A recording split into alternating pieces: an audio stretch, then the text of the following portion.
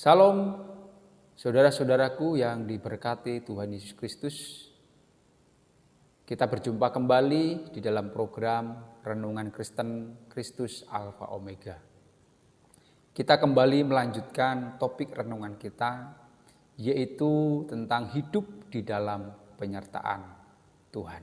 Mari kita baca firman Tuhan di dalam Kejadian pasal 39 ayat yang keempat. Firman Tuhan berkata, maka Yusuf mendapat kasih tuannya dan ia boleh melayani dia. Kepada Yusuf diberikannya kuasa atas rumahnya dan segala miliknya diserahkannya kepada kekuasaan Yusuf. Bapak, Ibu, saudaraku yang dikasih Tuhan, kemarin kita sudah belajar bagaimana Yusuf hidup di dalam penyertaan Tuhan. Dalam penyertaan Tuhan, Yusuf dibuat Tuhan selalu berhasil, selalu sukses dalam pekerjaan. Nah, di sini kita melihat, Bapak Saudara, bahwa penyertaan Tuhan dalam hidup kita sangat penting dan sangat diperlukan. Mengingat bahwa kita adalah manusia yang lemah, manusia yang sangat terbatas. Kita seringkali menemukan ketidaksanggupan, ketidakberdayaan kita dalam menghadapi proses kehidupan ini.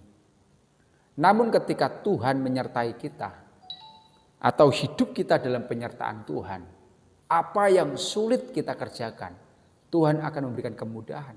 Apa yang tidak mungkin kita bisa selesaikan, Tuhan akan menyelesaikannya, Bu Saudara. Makanya kita perlu hidup dalam penyertaan Tuhan, ya. Bagaimana kita bisa disertai Tuhan? Tuhan ada dalam kehidupan kita. Kita harus tinggal di dalam Tuhan. Nah, kali ini kita akan melihat bagian yang kedua, Bu Saudara. Ya, apa yang terjadi ketika kita hidup dalam penyertaan Tuhan?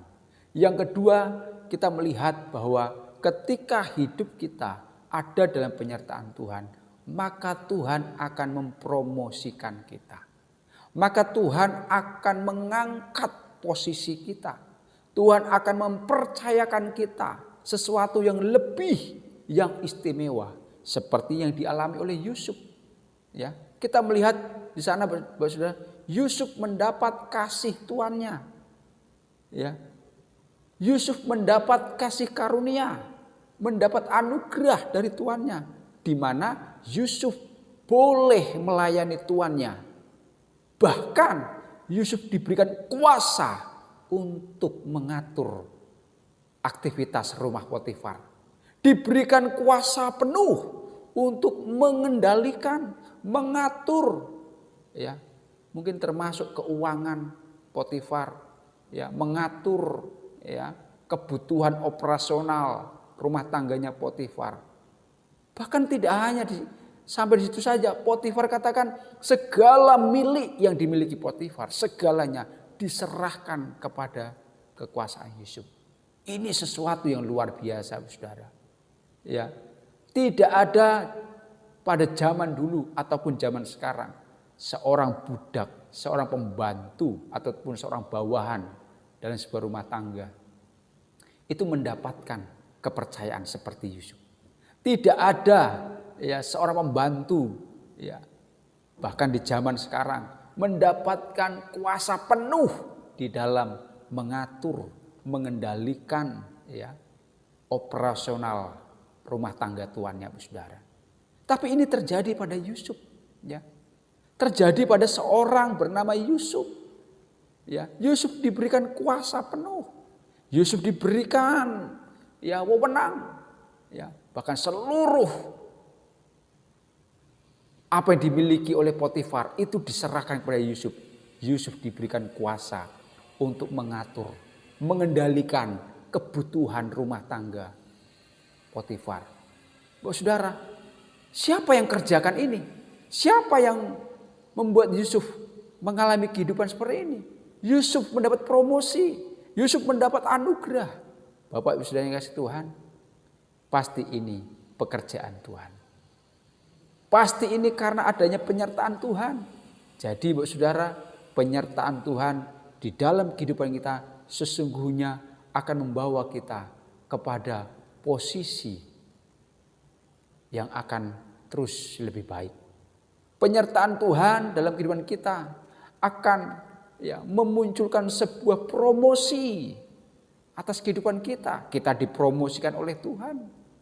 Bapak Ibu saudara kasih Tuhan, di dunia ini banyak sekali, bahkan termasuk orang-orang percaya, pegawai, karyawan, bawahan ingin berlomba-lomba mendapatkan posisi yang lebih baik.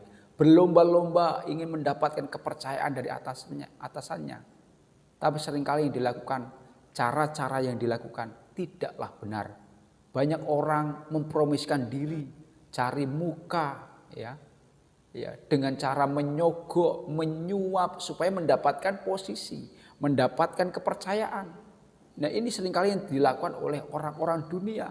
Bahkan mungkin tidak sedikit orang-orang percaya melakukan seperti itu. Tapi berbeda dengan Yusuf.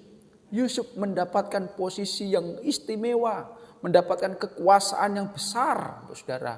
Itu karena campur tangan Tuhan. Bagian Yusuf hanyalah bekerja dengan tulus, bekerja dengan tekun, bekerja dengan integritas. Dan inilah yang membuat Tuhan senang. Dan inilah yang membuat Tuhan terus-menerus menyertai kehidupan Yusuf. Sehingga Yusuf mengalami kepercayaan yang istimewa, saudara. Kepercayaan istimewa seperti ini juga pernah dialami oleh 4 tokoh Alkitab, yaitu Daniel, Sadrak, Mesak, dan Abednego. Mereka adalah orang-orang tawanan yang dibuang ke Babel. Orang Yehuda yang dibuang ke Babel. Bapak saudara yang kasih Tuhan, seorang tawanan tidak mungkin akan mendapatkan posisi atau jabatan di dalam sebuah kerajaan.